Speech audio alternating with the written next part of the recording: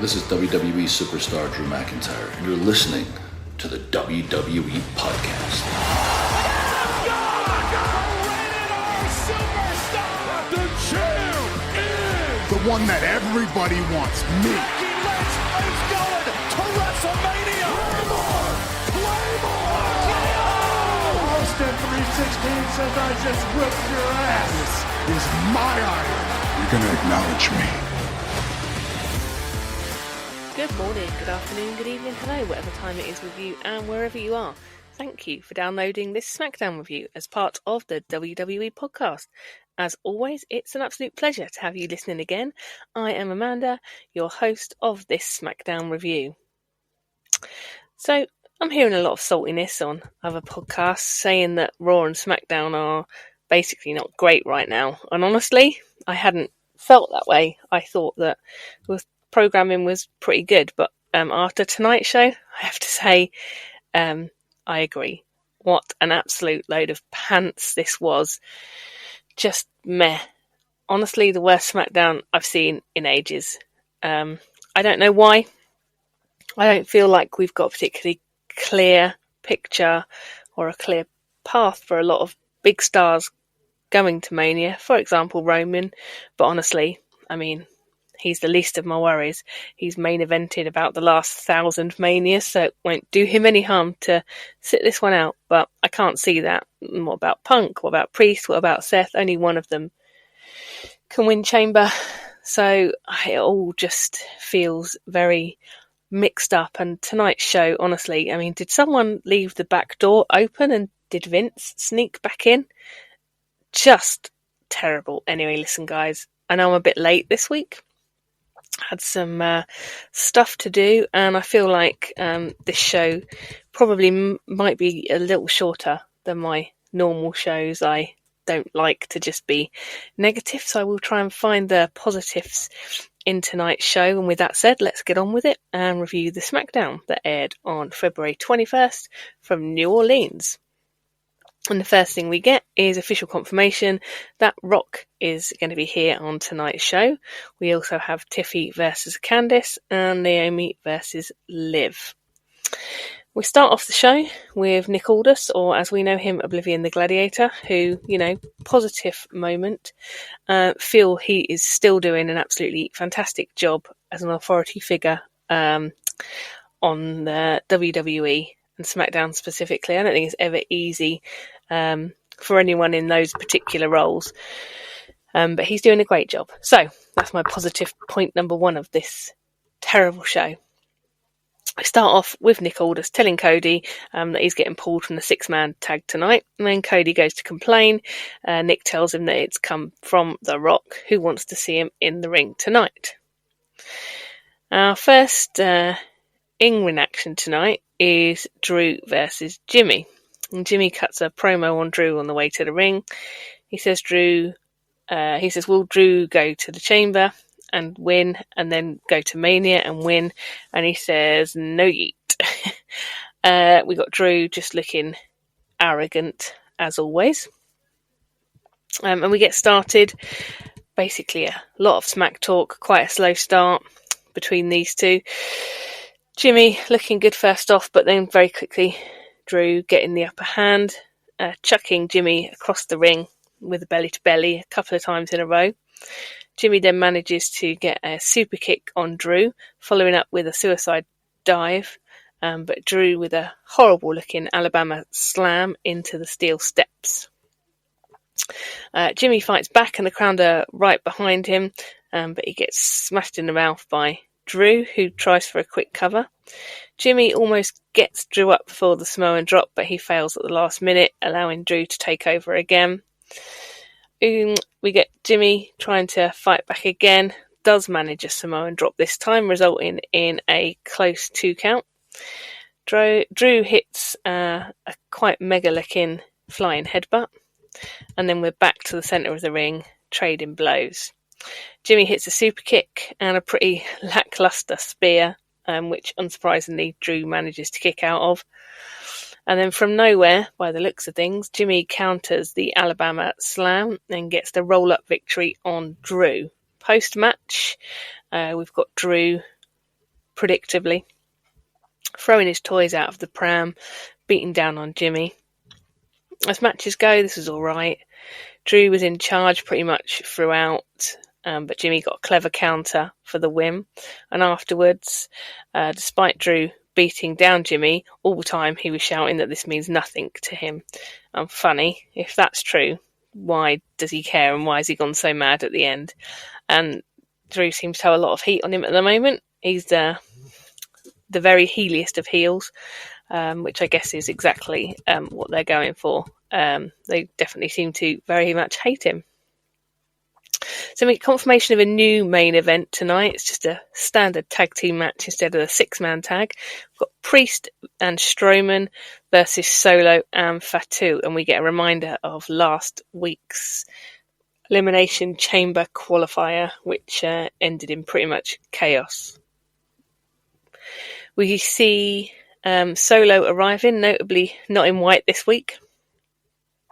He's met by Fatu and Tonga. He says to them what happened last week was an accident. And Fatu says, yeah, if he didn't think it was an accident, then Solo wouldn't be standing there right now, which I think is quite an interesting shift of dynamic. Fatu obviously has lost all the respect for Solo. It was all held up in the Ulafala, which has now obviously gone. Fatu says that since Solo has disappeared, him and Tonga have been running things, and so tonight Fatu has decided it will be Solo and Fatu that take on the match. We now get Mello backstage bumping into Truth, and Truth says tonight they have a tag match, and it's Mello and Miz versus Truth and a Louisiana legend. As they make their way to their entrances, Mello shoves past Miz and doesn't look too happy at all to be involved. They call themselves Mello Don't Miz. Well, I say they. Miz called them that. Mello doesn't look like he wants to be involved in this at all. And let's be honest, who would be? And what's the point? Before the match, we get a Zelina Vega promo saying that her move to SmackDown is a fresh start. She's got something to prove. I think it will be good. Second or third positive point of the podcast here. I think it's good that they've moved Zelina away from LWO. She wasn't really doing much with them. It will be good to see what they do with her on SmackDown. So looking forward to seeing that. She's got some wicked skills. So who is Truth's partner gonna be? It comes to the announcement, and it's LA Knight. And apparently, Truth has got the area code for Louisiana mixed up with LA from LA Knight, assuming that he's from there. Joe Tess calls Truth a national treasure, which, to be honest, is a bit of a stretch. I love Truth and the comedy stuff he brings, but I've probably seen more of him than I want to on our screens recently. So this match is happening. Wade says these are 4 strange bedfellows, and you are not kidding, Wade. Truth in with Mello, who does his own 2 count on Mello, which was very weird. Couple of quick tags between Truth and Knight. Mello refusing to tag in Miz. Truth gets confused and tags in Miz, obviously, because they used to be the Awesome Truth. And then Miz is now legitimately tagged in, beating down on Truth. Miz going for the it kicks and showboating to the crowd. And that's one way in which him and Mello go very nicely together. Both think they are body every self, as my mother would have said. So he's showboating to the crowd, gets caught out by a roll-up from Truth. Knight is yet to get into the match. Truth hits a suplex stunner on Mello, and finally manages to get the tag to Knight, who's in with Miz, and is going for it on both Miz and Mello. Miz with the tag, and Knight with some kind of weird botch. It looks really messy. I'm not quite sure what happened, but LA Knight just somehow ended up on his belly in the ring, which looks kind of weird. Mello looking for the first 48, but it's countered, as is Knight's BFT. And we've got Truth now in with Mello, and Truth is doing his full-on Cena routine. And I guess we might as well see some of Cena, eh? I mean, the amount of signs in the crowd that were like, where the hell's Cena? Is he just going to show up for the big stuff? Bit boring. So, Truth rolling his full-on Cena routine, hits for the STFU, which is broken up by Miz, and then we get Shinsuke appearing out of nowhere, attacking Knight and taking him out, and then we get Mello behind the ref's back, hitting the first 48, and Miz gets the cover for the win. Notably met with pretty much deadly silence in the arena. Not really sure what to think of that. Hopeful a one and done, at least for Truth and Knight. Knight is worth so much more than that. Maybe Miz and Mello would be good for each other, though. Who knows? But let's see what happens. I can't say I'm particularly excited. Now, a promo from Charlotte, or at least someone who looks like a bit like Charlotte. I think her face is becoming a parody of herself. It seems to be changing weekly. Anyway, she's basically telling us that she's back, and the goat doesn't need to be called the goat. That reminds us of that Charlotte has picked Tiffy for Mania. And now we get Tiffy out for her match with Candice LeRae. And before the match, we have Tiffy on the mic, and she says that she knows it, and we all know it. Everyone is obsessed with her. And at Elimination Chamber, her and Trish are going to end Nia and Candice definitively. She says she doesn't want to talk about them, though. She wants to talk about Charlotte. And she says now Flair has picked her, she realises that the rumour is true. No one likes to kick a girl when she's down like Charlotte does. She says she doesn't want Charlotte's legacy. That's all her. She wants the number one girl spot in WWE. We then get Nia's music hitting, and she comes out with her lackey Candice. So now Candice not even getting any kind of music of her own at all, just basically a extension of Nia. They've both got mics. Nia says she thinks it's cute, that she thought she had her beat last week. And after Nia and Candice beat Tiffy and Trish, she is getting her title back. Tiffy tells Nia to get over it. It's not her title anymore. And once she takes out Candice, she won't have anyone to do her dirty work for her. And we get started. It's fairly slow at the beginning. Crowds are chanting Tiffy time, while now Nia prowls up around the outside of the ring. Candice actually doing pretty well keeping Tiffy grounded, and has clearly been taking lessons from Nia on how to really slow down a match. Honestly, in what world is it that Candice owns the world champ so easily? It's ridiculous. Finally, we get Tiffy come back, things speed up, and just about things are getting interesting. We get Charlotte out, and they're definitely this week more boos for her. Back to the match, and the distraction of Charlotte gives Candice another in, but Tiffy gets a cover for a 2 count. Charlotte takes her seat on commentary. Wade actually, let's give Wade his flowers. He does actually mention to Charlotte the interesting audience reaction, he calls it, and say it was more, what do you think of the boos? But he calls it an interesting audience reaction to Charlotte. And she says it's because she's unattainable. Meanwhile, in the ring, Candice is back in charge. Tiffy goes up the top and hits the moonsault onto Nia and Candice on the outside. It actually missed them both, and she landed quite heavily on her feet. But finally, some offense from Tiffy, and we trade covers in the ring. And on comms, Charlotte, with the charisma and charm of a sea bass. Jesus. Tiffy finally, with her gymnastic tumble, and smashes Candice into the corner, gets a really close cover. Tiffy goes up top for a swanton, but misses. Just as Tiffy is rolling, Nia pulls Candice from the ring. Tiffy hits Alabama Slam on the outside to Candice, followed up with the prettiest moonsault, and gets the win. And after the win, in comes Nia and attacks Tiffy from behind, just as she's about to deliver and then the Annihilator to Tiffy. Out comes Trish and takes out Nia.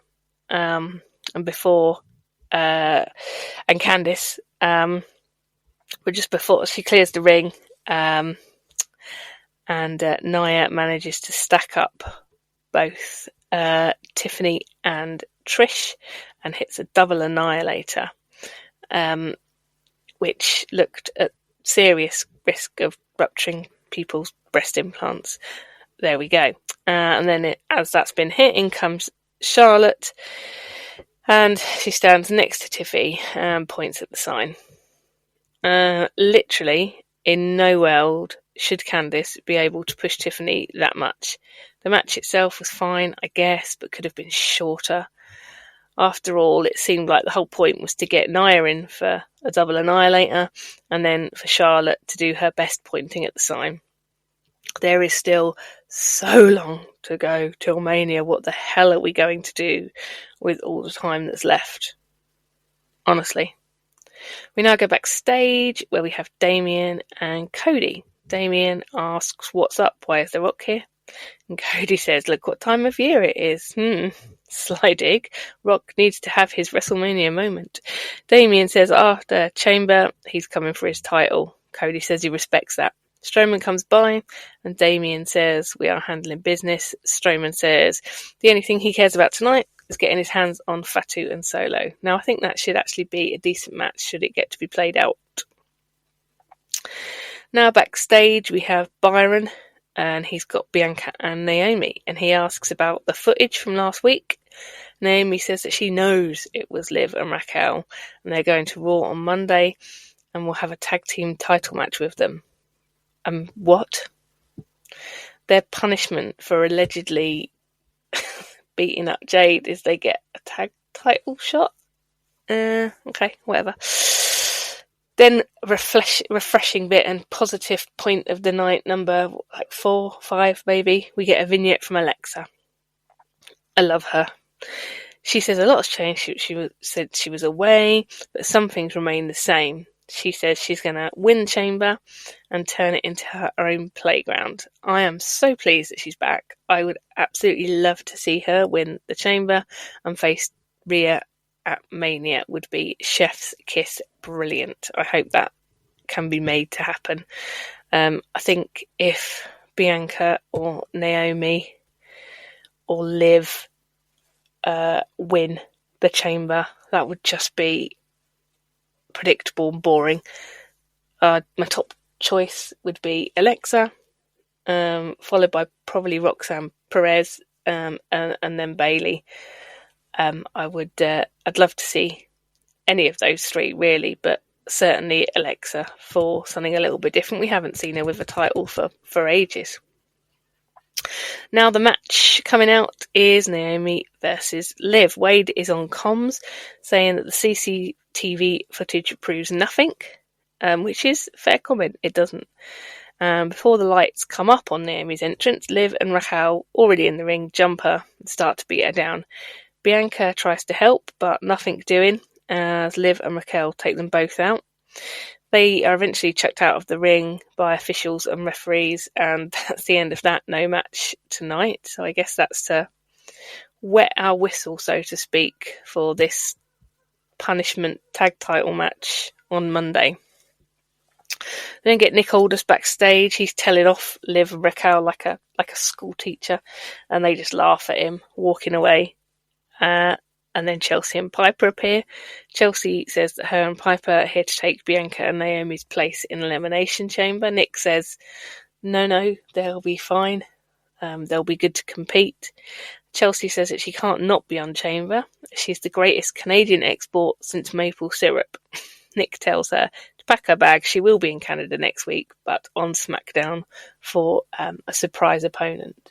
So that'll be great. Let's see who Chelsea gets next week. And now for The Rock. A huge, huge pop, but what the F is this music? It's awful. Never heard it before. Don't like it. After, 20 minutes of entrance or whatever, it wasn't that much, but it felt long. He finally gets into the ring. gets the mic, says for Rock to jump on his bird and fly to New Orleans, he must be dropping some good S tonight. First, he announces that WrestleMania is coming back to New Orleans with WrestleMania 42 in 2026. Then there was a sweary bit, which was all bleeped out on Netflix. And then there was a sing-along, which is super weird. He then starts slagging off the crowd, saying that was the biggest duet ever with a bunch of Trailer Park STD carriers, which was pure rock gold. He says he is here to call someone out, someone he respects and admires, and as predicted, I think we've probably been told as well, he calls out Cody. As always, Cody gets a huge pop and they hug it out in the ring. Rock says they love Cody and that has to feel amazing. Cody tells the crowd that he loves them. Blah. Rock says that since WrestleMania last year, they've become friends and their mums have become friends and they've made each other's families, blah, blah, blah, blah. But he called him out because he needs to say something. He says that he is a great WWE champion. There's a but. He says that Rock is on the board and that he is the most powerful person. He says he wants him to be more than just a great champion. He wants him to be the Rock's champion. Cody says that he didn't expect to become friends with The Rock or their mums to become friends, but he, of all people, should know that he is their champion, meaning the champion of the fans, and cue the fans going absolutely crazy at that point. Rock says that he wants to elevate Cody and make all his dreams come true. He just has to be The Rock's champion. Rock says the one thing he wants more than anything is a brother, and that's what Cody can be. Then another sweary bleeped bit, no idea what was said. And Rock says that after the plans were changed at last year's Mania, and it was down to Cody that they did change, Rock respects him for that. Rock says Cody has to think about it, and Rock will see him for his answer in Toronto, Canada. And at this point, I think he's actually asked him a question to get an answer to. He says the thing he wants is that, and everyone thinks he's pointing at the title. Cody says, this is all about the title, but Rock says, no, I want your soul. This has to go down in history as possibly one of the weirdest things in recent wrestling history. I mean, I know that we've had some crazy SH1T with, for example, Undertaker, some of the Wyatt stuff, Bray particularly, some very crazy stuff. But recently it's all been non-hocusy-pocusy. Now Rock wants Cody's soul. I feel like I need to bleep my own sweary bit. What the was that? Rock, okay, announced Mania in New Orleans next year, and then said literally nothing. Did I miss something? Perhaps I dropped off midway through or had a stroke. It was very long. Is Rock basically asking for Cody to turn heel? Is that what he means? That's very weird. I don't know what's going on, and we didn't even get to smell what The Rock was cooking at all. So really, what a load of shite in my opinion. Anyway, that was a real Debbie Downer. I do apologise, everyone. But now we're back in the real world. We've got a tag team match, DIY versus Pretty Deadly, as they stand in the ring and have a moment of silence with Pretty Deadly. Out come Pretty Deadly, interrupting their own moment of silence, and they definitely look all business tonight. As it kicks off, when the music is still playing, the glitter ball is still there above the ring, which I love, and Pretty Deadly hold the ring at the start. On the bell, we have Ciampa in with Elton Prince, who gets booted in the face outside the ring. Prince now in with Gargano, and looking desperate for attack, as Johnny makes a tag to Ciampa, who hits a backbreaker and into a quick cover for a 2 count. Prince almost gets the tag, but instead is pushed back and double-teamed in DIY's corner. Finally, Prince manages to fight off both of DIY, but Kit is knocked off the apron and is not there for the long-awaited tag. Finally, we get the tag, and we have Kit Wilson in and flying both of DIY. An amazing move from Pretty Deadly out of the corner, which I've never seen before. One launched the other one off of his back. It looked really cool. That takes out Johnny. Both of DIY are down, and just as it looks like Pretty Deadly are going to take control and possibly get the win, the Street Profits appear and force the DQ, and then beating up both Pretty Deadly and DIY and doing some real damage on both teams. Why have we never seen this version of Street Profits in a match? If we had done, they would be multiple tag title winners. Anyway, we then get the Motor City Machine Guns come out to get their revenge on Street Profits, and they start to brawl. But again, Street Profits overcome Motor City Machine Guns as well and manage to come out on top. Again, this was a decent match, but I think the real point here was to bring out the Profits. And to be honest, how amazing do they look? They have to get a title shot now, right? They look so good. We now get another promo sent in allegedly via social media from KO, not in the car this time. He says Sammy got what he wanted. He could have just left it, but now everyone's family will suffer. He turns around the camera and he's outside Sammy's house, looking through the window at him and his family. He says Sammy's selfish because he is making him do this to Sammy. He says, remember you asked for this and this is all your fault. That was pretty dark. I'm definitely getting the feels of the Attitude Era when we had this kind of thing all the time, and I absolutely love it. And maybe on reflection, that's where the whole direction of this episode was meant to take us. With the hocusy pocusy, I want your soul crap, The Rock, and now this, it's all quite nostalgia-y. Anyway, now the main event. So we've got Damien and Strowman versus Fatu and Solo. And I guess the big question is, will Fatu and Solo be able to get on here?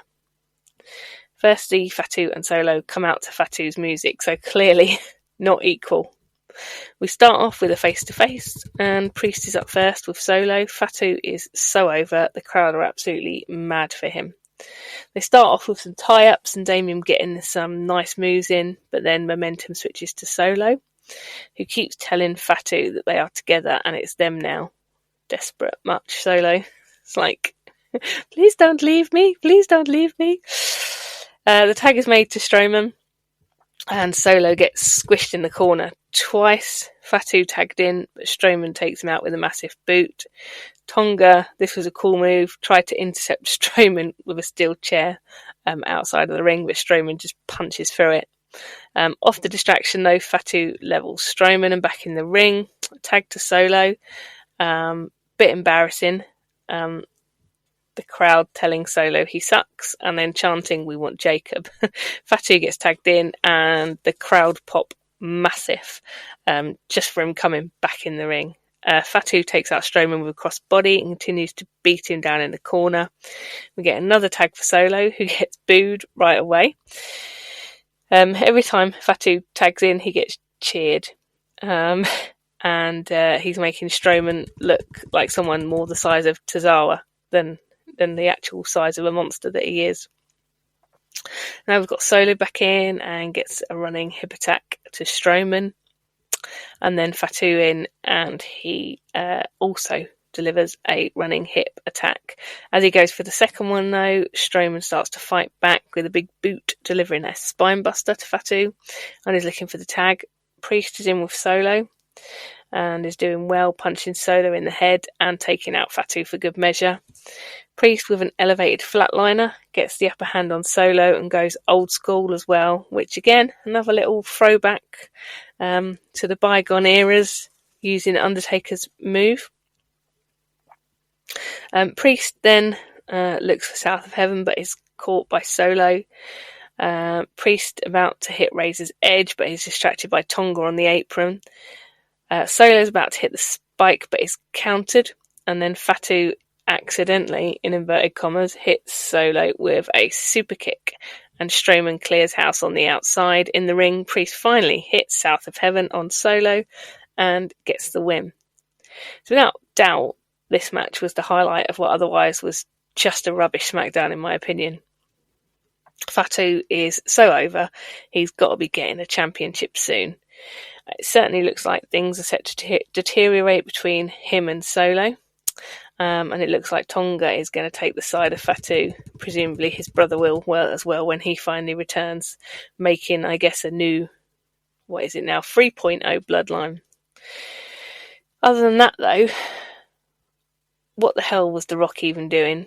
He knows you can't actually have someone's soul, right? Or is he that far into his Disney films? I don't know. Anyway, we head towards Elimination Chamber, and then it's a long, old road to Mania, guys.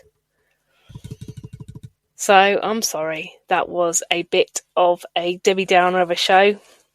Maybe you guys thought it was okay, but I was just really punched in the face by its rubbishness tonight. And I think, obviously, we've been spoiled in the Triple H era. We haven't hardly had any bad SmackDowns or Raws, but this one blew chunks, in my opinion. So let's hope that's a one-off. Next week, I think we head to Canada for SmackDown and obviously Elimination Chamber. So let's keep everything crossed that we get a better show next week. So that just about does it for me this week. As always, thank you for having me in your ears. And until next time, remember, be kind. Thanks for listening to the WWE Podcast. Don't forget to subscribe on your favorite podcast app so you don't miss a show, or head to WWEpodcast.com. And for all of these shows ad-free, head over to patreon.com/WWE Podcast. Until then, we'll see you next time.